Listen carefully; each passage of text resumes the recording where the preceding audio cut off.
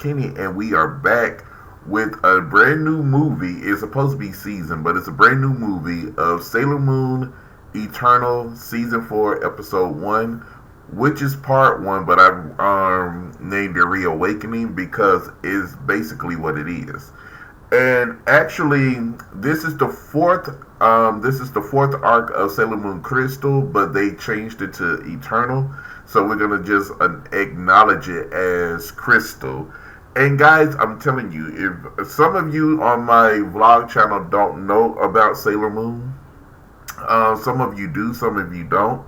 But I say you guys need to check this out. Oh my God, I don't watch this movie I don't know how many times, and I'm still emotional. It was supposed to have been done back here in June, on June 3rd, but I don't know why the heck I didn't do it. I can't even tell you why.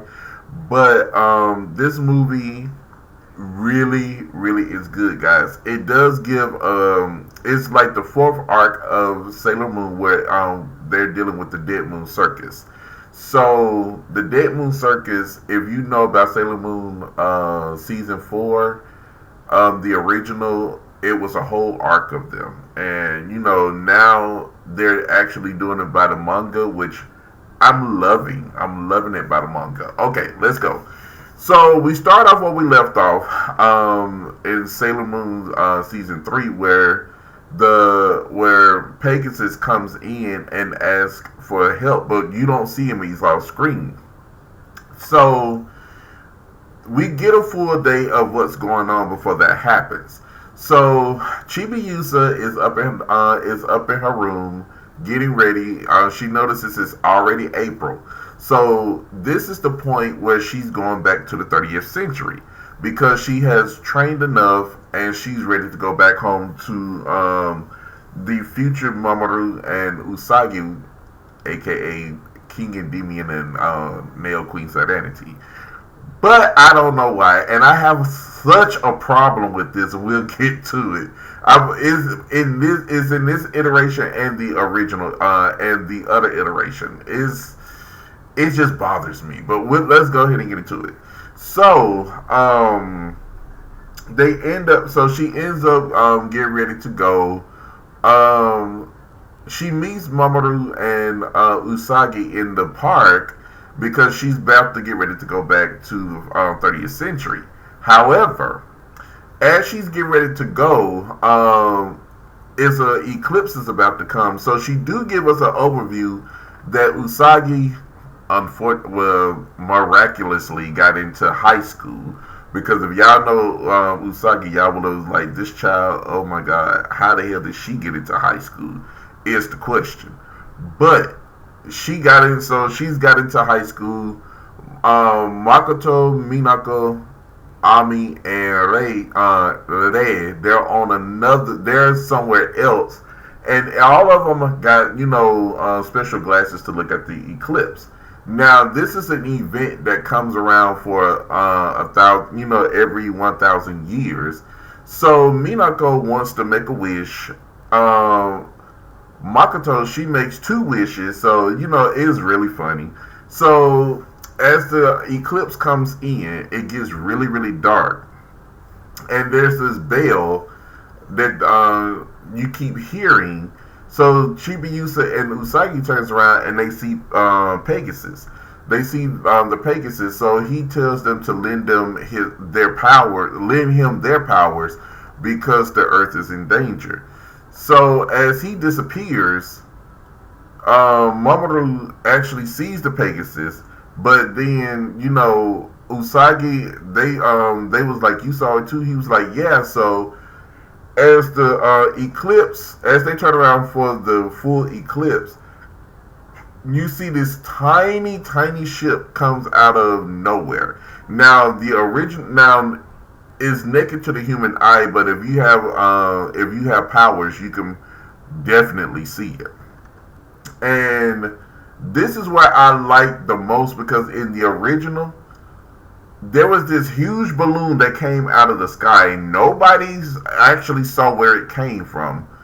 They didn't even know what it was until the eclipse had passed, and you see a huge tent in the middle of the city, and you're like, where did it come from? But this right here, they did it inconspicuously with a small little ship, like a clown car. And, they came in and, was saying that this is gonna be it. But I forgot to tell y'all, Zarkonia at the beginning narrates over that the Dead Moon Circus is about to take over Earth. So that's where they come in. So now Usagi and Chibiusa, they all are talking about this whole entire ship, but unbeknownst to them, Mamoru is feeling chest pains. So they end up going to the shop and they're getting these kaleidoscopes. And these kaleidoscopes are so beautiful. Yeah, I'm trying to get one, and that thing is like $100 and some dollars. But I'm gonna break down and get it. But I want it so bad. It is so gorgeous. So the kaleidoscope, he buys both of them one. They're arguing because Chibiusa's like, oh, you didn't want this. Oh, you just so insecure. So you know how they are. And so they go home. Actually, they sleep over at Mamoru's apartment.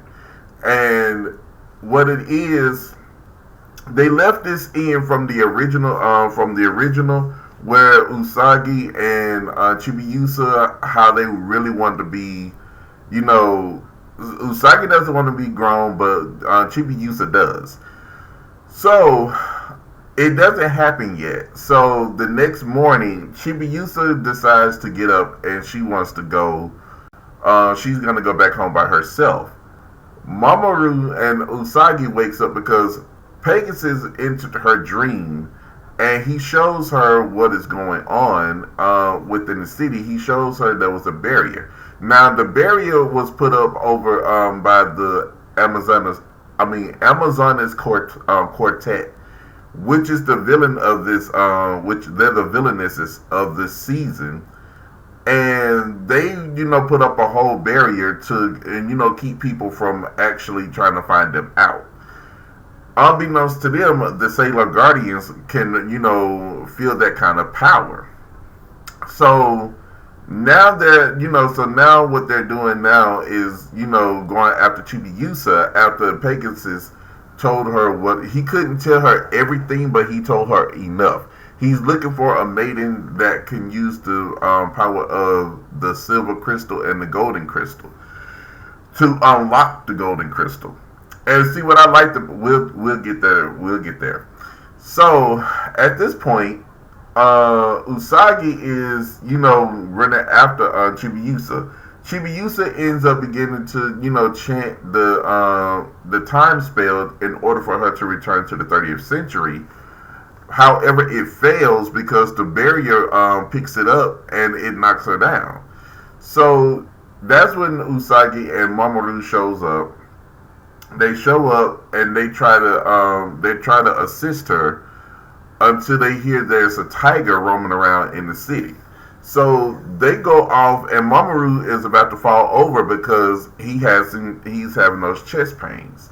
So as they're running off, they find the tiger, and they try to transform, but they can't.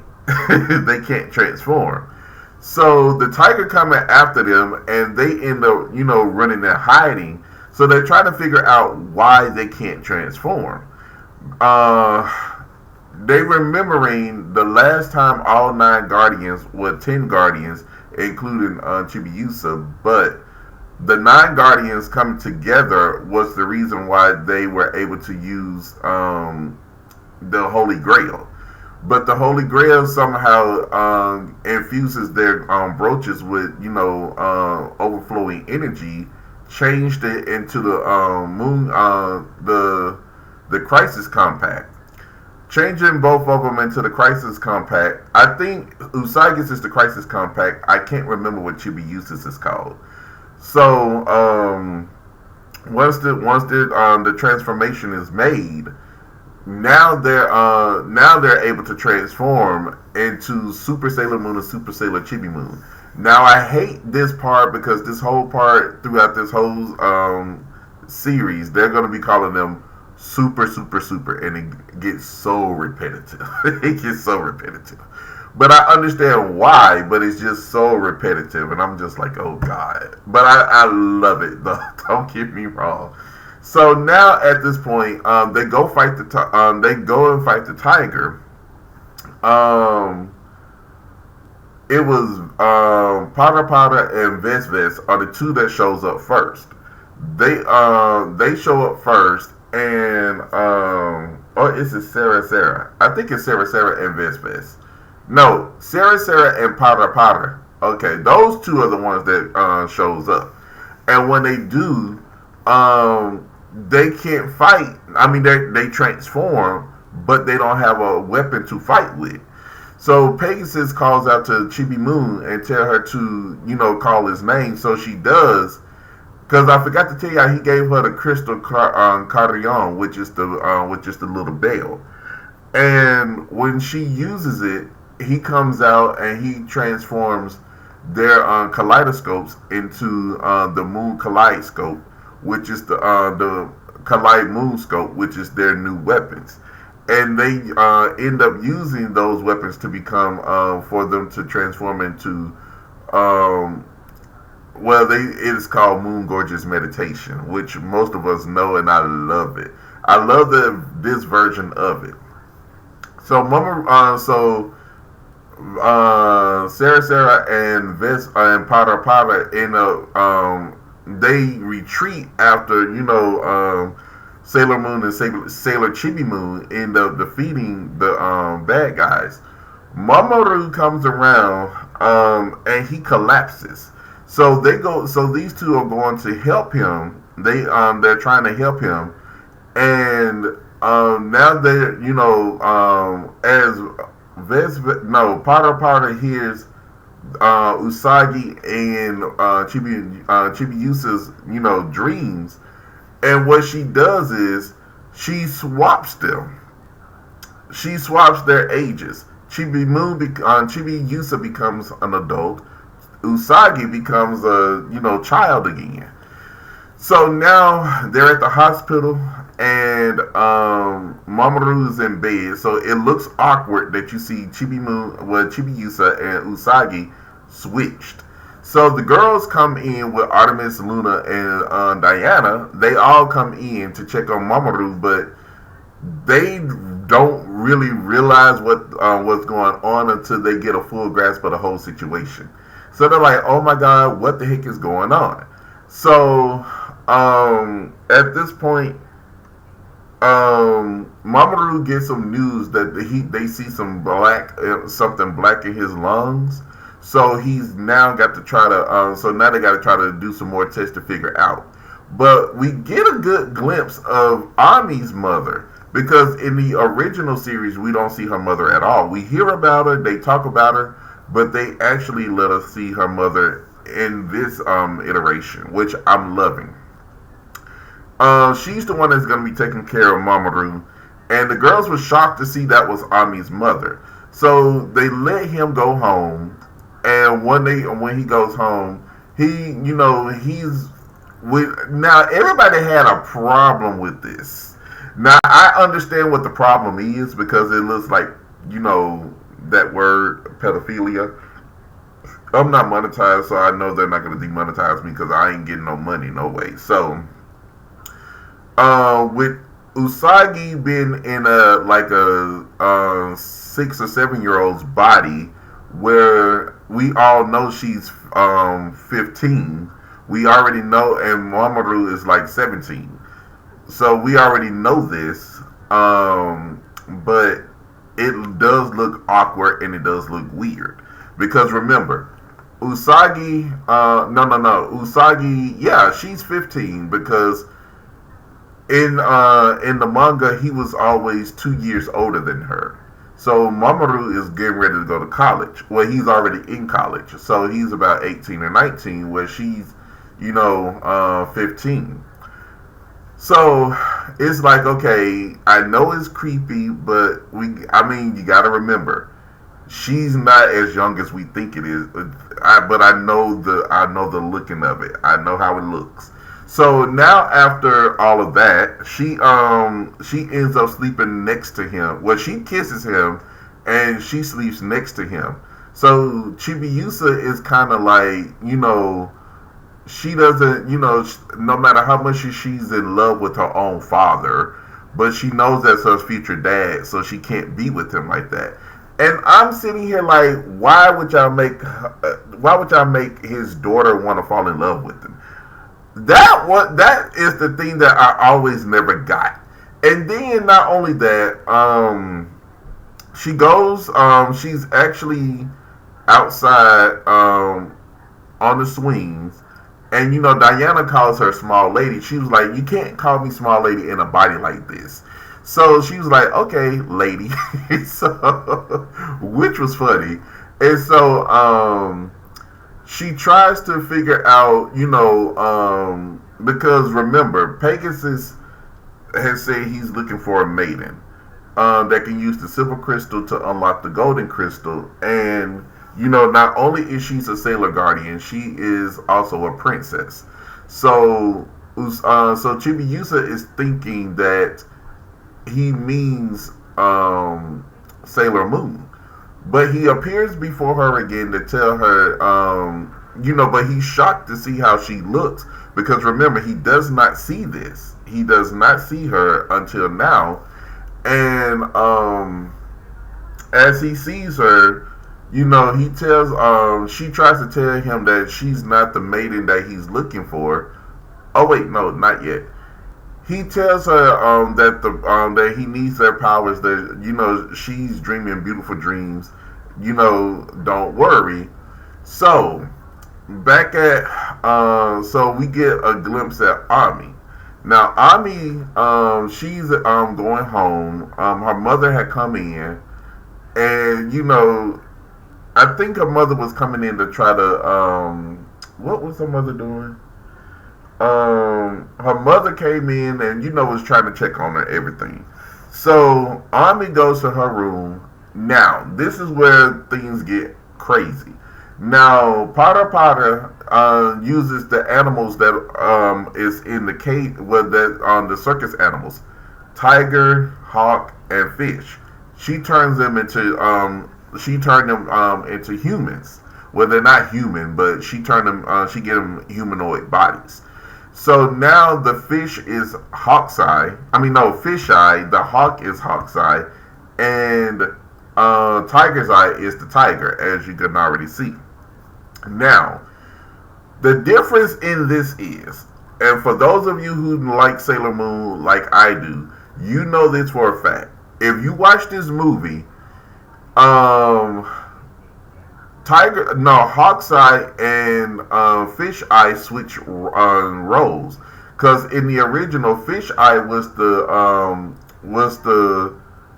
I want to say he was the trans woman, and now they made Hawk's Eye the trans woman, and I guess Fish Eye the gay male. I don't know, but the way he was hanging, well, we're about to get there.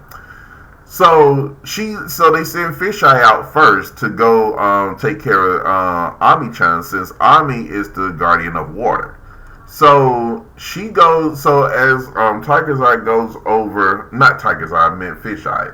Fish Eye ends up, coming into her apartment, putting her into this bad dream.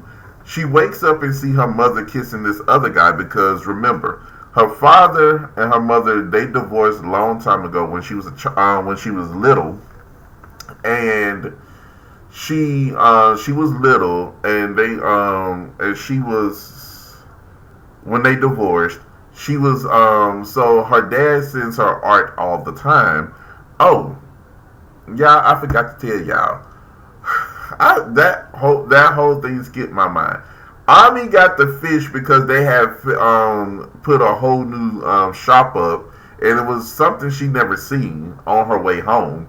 So she ends up going in there to get the fish. That's how Fish Eye ends up in her house. I totally forgot about that. So Ami's father is, a painter, so he always sends her paintings. So Ami is, kind of like, okay, she can't believe her mother is doing this. And if you guys have noticed, she can't transform. So as she's not being able to transform, Fish Eye ends up, capturing her and pulling her into the mirror. So he pulls her into the mirror, and she's like sinking. So as she's sinking, it's a little part of her self. Sailor Mercury comes up with and gives her a pep talk that tells her, about her dreams and all, her aspirations. She thinks about, like, she wants to become a doctor like her mom, but right now she wants to become the best Sailor Guardian that she can to become, to protect everybody. And she also remembers a talk that she had with Setsuna, telling her, giving her, good, what is it, data and computer information that she remembers. So once she remembers, her inner self gives her Sailor Crystal, which she transforms into Super Sailor Mercury. And as she does, she comes out and she ends up using a new technique called Mercury Aqua Rhapsody. Oh my gosh, that they wore that out in the original. They went from Super S to Sailor Stars with that attack, and I'm like, y'all, wait. Technically, that really was what they were supposed to use in Sailor Stars, but we'll get there when Sailor Stars come out. So anyway, Sailor Moon and Ami had called Usagi and Chibiusa. They were on their way, so they come through the door, they transform, and their bodies revert back to the way they should be, and they end up defeating Fish Eye. Now, once they defeat Fish Eye, Chibiusa is so insecure and self-conscious that she's saying that Usagi is the best Sailor Guardian, and she's so powerful, and she wants to be just like her. But I'm like, Chibiusa, you're her daughter. Why are you thinking like this? But I get what they're saying, because even though the Sailor Moon is her mother, she feels inadequate next to her, knowing how powerful she really is. And this is what I love about Sailor Moon Crystal in Eternal, because they show how powerful Usagi really is in comparisons into the original. They talk about how powerful she is, but they don't really show it. And now she gets upset and she leaves. So she goes. So she's running, and Pegasus come to her, and she tells Pegasus that she's not the guardian that he's looking for. She's not that maiden. So she's crying and said, "It may be me in another 7 years." Well, I forget how many years she says. But she does tell him it'll be it's not her.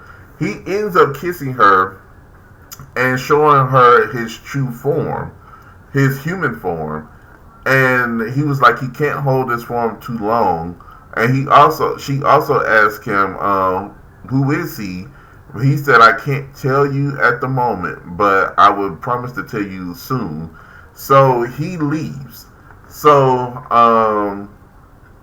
Usagi and Ami goes chasing after Chibiusa, and they're trying to get her out of the rain, but she's still like flustered that what's his name, Helios, because he also tells her his name, which is Helios. She's still flustered from all of that. So they're like, okay, what just happened? So after that, they get after all of that, they go home, and the next day we get Ray. Ray is she's practicing her archery. they never said she practiced that in the original, and this is what I'm liking about Eternal, because some of the stuff that we never got a chance to see them do, we see them do, and they gave us like over 200 episodes, so I'm quite sure they could have put archery up in there some kind of way. So now, as we get that, we get her going into how should I say?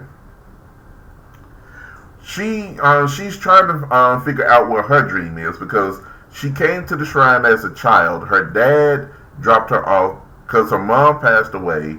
Her dad is into politics, so he doesn't really have time to watch her. So the grandfather ends up taking her in. So she then comes in and meets the two crows, which is Deimos and Phomos and Deimos. So the two moons of Mars. So she ends up calling them by those names, and her grandfather was like, "What did you say?" She was like, "Their names are Phomos and Deimos." That's what they told her. So remember, Rey is a psychic. So she's basic, and I think she's telepathic as well, because the psychic has nothing to do with telepathy. It does not. Those two are totally different abilities. But people like to clump them in as one. But anyway, so so her dream is to take over the shrine from her grandfather. To take over the shrine from her grandfather. But then she starts to doubt, is that her true dream? Her grandfather is sick. Now, I was hoping to see the bald-headed, pervy grandfather that we saw in the original, but we get a serious, more taller, gray-haired grandfather, which I like for this iteration, but I still wanted the pervy granddaddy, because he was a pervert. He was after all the girls. So he ends up, so she ends up talking to him. Well, she doesn't talk to him, but he knows that she's gonna leave the shrine soon, and he doesn't know where her direction is gonna go, but he wants her to take over. So the group gets together and they go out to the circus. They try to, infiltrate the enemy's territory, which they do. And this was the best line that Mako gave when they went in. Mako. When she goes in, they look at the prices and they're like, "Oh my God, these they want us to pay 5,000 yen for seat." And she was like, "With these prices, they are the enemies." I was like, when you first hear it, you're like, "Oh my God," you have to listen to it in order to get the joke, but it's funny. And after that, they all start to split up. Usagi tries to go with Momo and Chibiusa to ride go-karts. Ami went off with Minako, because Minako was trying to get something else. I don't know what she was getting. So then Mako, she goes out by herself to explore as well. So Rei, she goes off to, she hears this voice, which is Pada Pada, was telling her about them. She said something to her which I can't remember, but she ends up turning around and she sees the House of Mirrors. So she goes into the House of Mirrors, and the people that were leaving were lemurs. Limus. I think that's how you pronounce it, Limus. They were, so as she was going in, Potter seals off the building and takes the door off. So as she was trying to get in, well, no, she was already in, so she goes in and she gets this whole entire room of mirrors. I mean, they were just there. So she goes in, and Potter uses her imagination, and brings out her younger self to talk to her about her dreams and everything. And so Tiger's Eye is even in the picture, and a young Rei is kissing on him. So she's starting to like, okay, something is wrong. So She yells out Mars Star Power, but I was like, no, it was supposed to be Mars Planet Power. But I understood what they were doing because they was making her lose her memory. And she was like, did I call out the wrong words?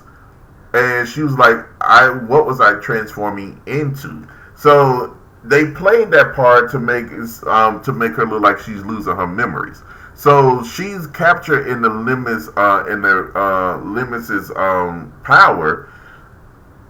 Artemis,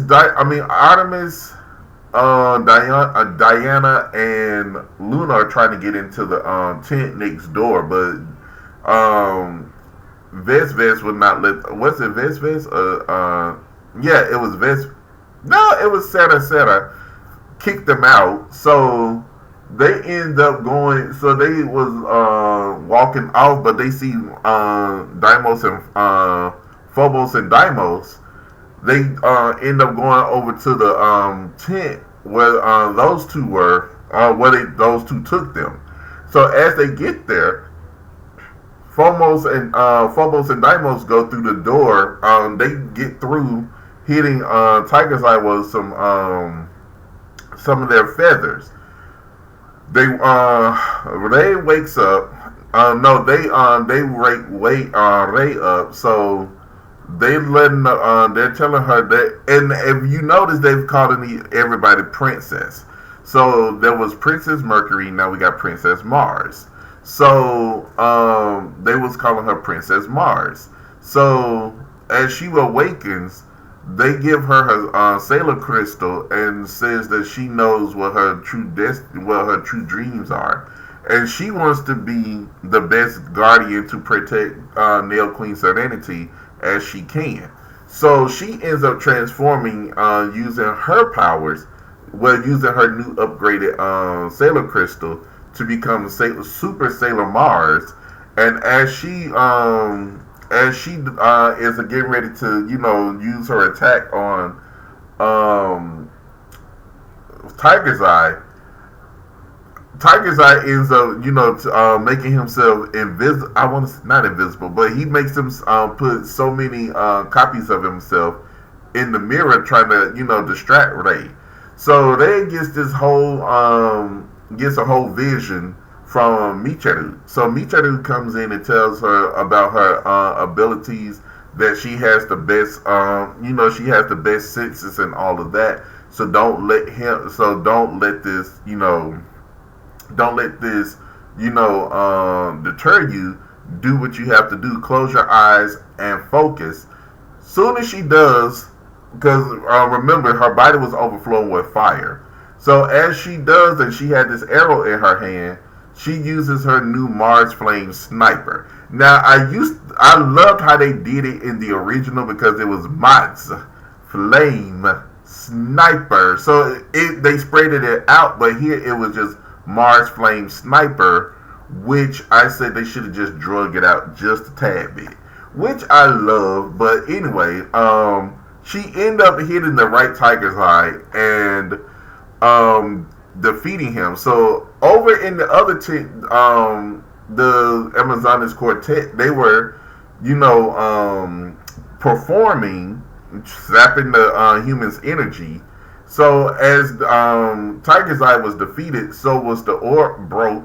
So they couldn't steal no more energy. So now so Zirconia is mad because the Sailor Guardians could keep defeating them. So now Ray comes out of the tent and tells them what is going on, and tell them that the Dark Moon Circus is after them, and they're after what they're after is, what is it? They're the more that the more dreams that you like, and the more that they get into your mind and you resist, the worse it gets. So now they got to try to figure out how to fight this enemy that, because there's only two guardians that can't transform now. So Mako, she ends up going home. Chibiusa is around, and Chibiusa wanted to come and talk to her about Helios, but Mako was already kind of on to her because she couldn't talk to nobody else, but so she kind of already knew where Chibiusa was going with that. So Chibiusa, her stomach was growling, and Mako said she's making her dinner. So Chibiusa was happy with that. So now, but she was like, there was something that she needed to do, and there was something she needed to do, and they went to this this what was it this herb shop, and the herb shop they went in, and she was like looking around. So Hawkeye is there. Now remember, I told y'all Hawkeye was the guy in the beginning, and now they made him be more of the transgendered man. So I'm like, man, this is crazy. I'm not used to that. I am so not used to that. I'm so used to them being, Fisheye being the transgendered woman, where Hawkeye and Tiger's Eye were the butch men. That's what I was used to. So now Hawkeye gives them these, talks to them about how the only reason why I'm saying he is because you'll know when we get there. But Hawkeye was, gives them pouches and tells them that it was what is it? It was some herbs, and not only herbs, it was a trinket in there that wards off evil spirits. So Mako wears her ring as she cooks her and Chibiusa dinner. And as she's cooking them dinner, she gives us the backstory of how, her parents died at an early age. Her parents died at an early age, for her, and she's been living alone since then. But I'm like, how can a child pay rent and all? Her family must have to been uber wealthy, because the way she betrays herself, they are not really uber wealthy, but she's surviving some kind of way. And I've always said this in the original too, like, you're like 15, but you're on your own because your parents are dead. But how do you support yourself? Because you got to go to school. How do you get money for food and stuff? But that's nor here nor there. But I still love Mako though. So Mako ends up, after Chibiusa leaves, Chibiusa ends up going over to Mamoru. Well, no, Usagi goes over there first, but he asks her to leave because he doesn't want her, because Mamoru has been coughing up blood. He doesn't want her to know about it, so he asks her to leave because Chibiusa, Usagi wanted Chibiusa to go with her, but she was trying to clear her mind about the bullies and stuff. Well, Helios. So Chibiusa goes over to Mamoru's house and tell him what's going on and whatnot. So she goes outside to tell Usagi that he does not look good, but she wants her to go see him, but she was like, she doesn't know if she can because he doesn't want to have anything. If she was to go up there, he wouldn't tell her what's going on. So Mako, she goes to the herb shop to talk to the shopkeeper again, and the shopkeeper is there and happy, to talk to her and everything. So the ring that Mako has on, it starts to illuminate some power, and as it illuminates, she begins to talk about, her being a Sailor Guardian, how she has more dreams, and and being a Sailor Guardian may not be one. So Hawkeye jumps up and said, "Why don't you quit?" And she was like, "What the hell am I talking about?" So she gets caught up in the dream and the power and the force field. She passes out, so her miniature self comes to her and tells her to wake up. You're super strength Jupiter. How can you sit here and let them look at you be so weak? And she was like, yes, I am superpower Jupiter. So Jupiter. So Mako asked the miniature Jupiter, who is she? She said, I'm a part of you, but you have to, but I'm here to give you a swift kick because you need to get up and you gotta fight. So she gives her Jupiter crystal, what she uses to transform into Super Sailor Jupiter. And so you got this, I think it was Pada Pada and Seta Seta there again. And at this point, she comes in and she takes them out with Jupiter Oak Evolution. I love that attack, but I love it in the original because how they have her spinning is like, oh my gosh. That is, but see what I said, what I always have said, that's a defensive and an offensive stance that she takes, but she leaves herself wide open once her orbs leave her. She's wide open. But I love that attack. So now she destroys all the lemurs and kills Hawkeye. But Hawkeye was like, told her to go out and live her dream. And if you guys notice, Hawkeye reverted from the woman's body back to the male's body. That's why I kept saying him. So once he died, the whole entire building disappears. Usagi and Chibiusa hears it and comes running, and they figure out what's going. So they figured out it was Sailor Jupiter. So Helios is calling Chibiusa by using the Crystal Cardion, and she figured is someone in danger. So it was Mamoru.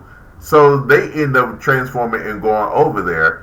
And they use Moon Gorgeous meditation to stave off the limbless. So once the limbless, as they're destroyed, Chibiusa goes to Helios, and Usagi goes over to Mamoru. So now Helios tells them the whole story about about Elysion, which is the kingdom that Prince Endymion used to live before he was reborn, reincarnated, and what's his name? Helios is like his guardian, like the four kings of heaven, which they're gone now. They're no longer in the series. But that was how that's what Helios was to Mamoru. So he explains that the curse that is going on within Mamoru's body, because Usagi saw that he was coughing up blood. So he tells them that the earth is being Elysion is being affected by Queen Nehelenia, where the more that her curse is destroying Elysian, their bodies are connected to it as well. So they would die if they don't, hurry up and find the golden crystal. So as Helios disappears, as he disappears, Mamoru ends up coughing up blood, telling Usagi not to come close to him. And she was like, no, I'm coming close to you. I'm going to protect you. They pull at your heartstrings. I'm telling you, they do it to me all the time. I told you, I don't watch this movie like 5 times, and I still get emotional. So she ends up hugging him, letting him know that she's not leaving. Back on the other side, Helios returns to his body, and you get a glimpse to see of Queen Nehelenia. Nehelenia actually says now that she's gonna take over. She's surprised that Helios can leave his body. He's telling her that she's not gonna get away with this, and everything.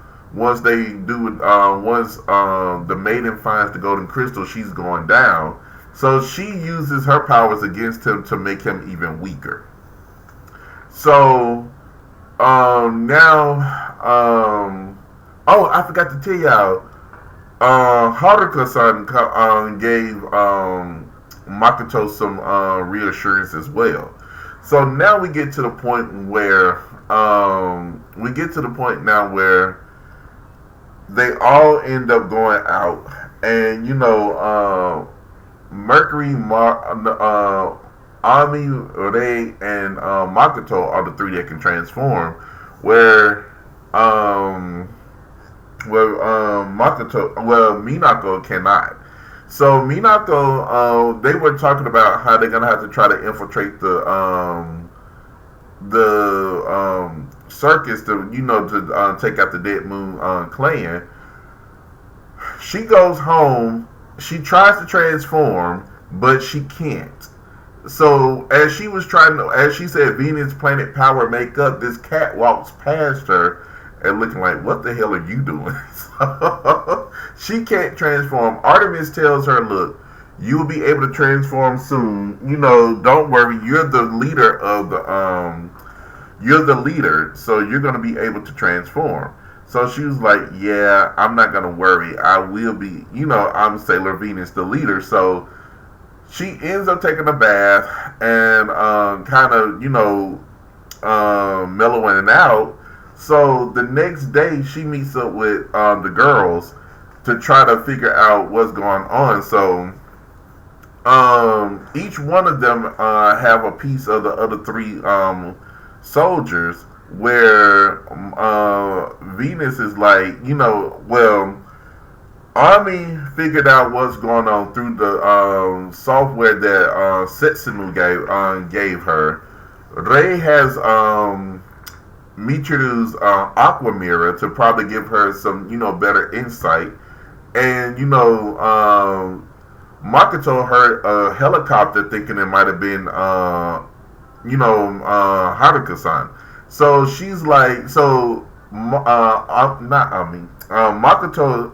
Minako gets upset and she runs off because she's looking at them like, y'all saying I'm not a good leader or anything like that. And so Ami was like, nobody said that.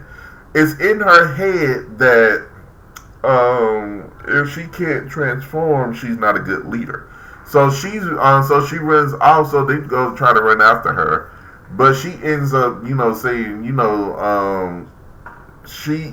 she's like useless, because if she can't transform, how can she help and protect?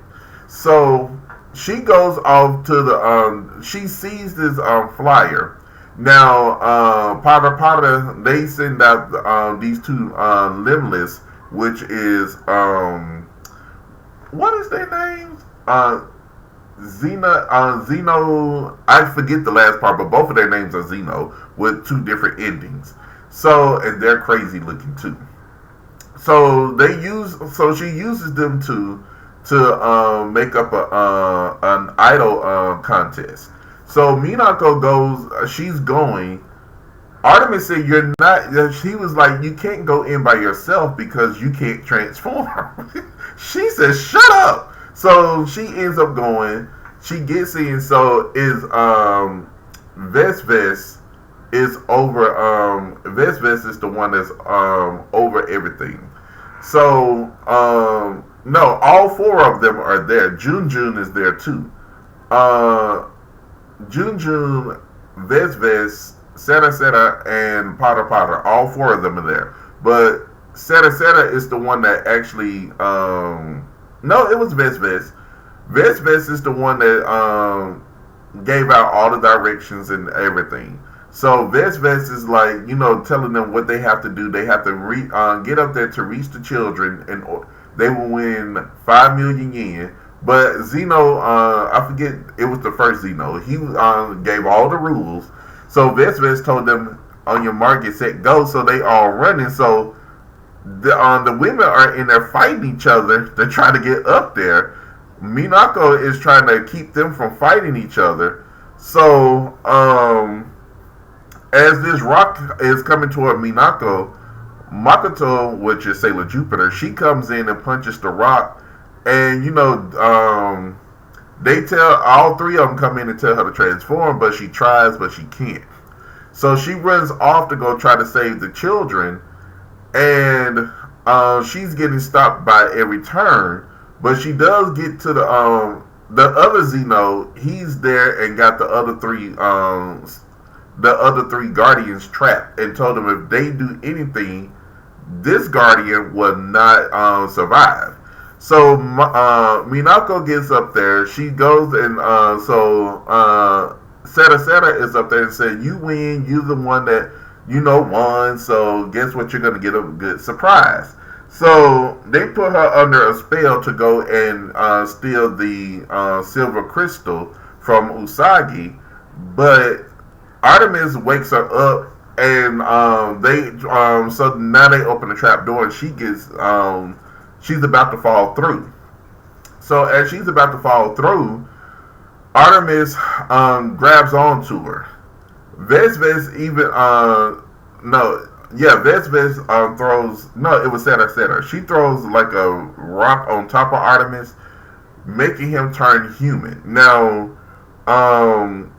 Artemis is a familiar, so I've always known, if you never seen if you never read the manga, Artemis always was always able to transform into a human form. So he regrets and tells Minako it was his fault because he wasn't ready for her to transform. And she was, because they were, their bodies are like as one, because when he got crushed, she felt it. So he gives her Sailor Crystal to become Sailor, to transform into Super Sailor Venus. So she comes in and uses her Love Beauty Shock, killing off the first Xeno. Once she kills off the first Xeno, I think she kills off the other one too. She kills off the other one, and she meets up with the others. And at this point, they all are getting Potter uses the orb to capture all of them, and it started to drain them of all their power.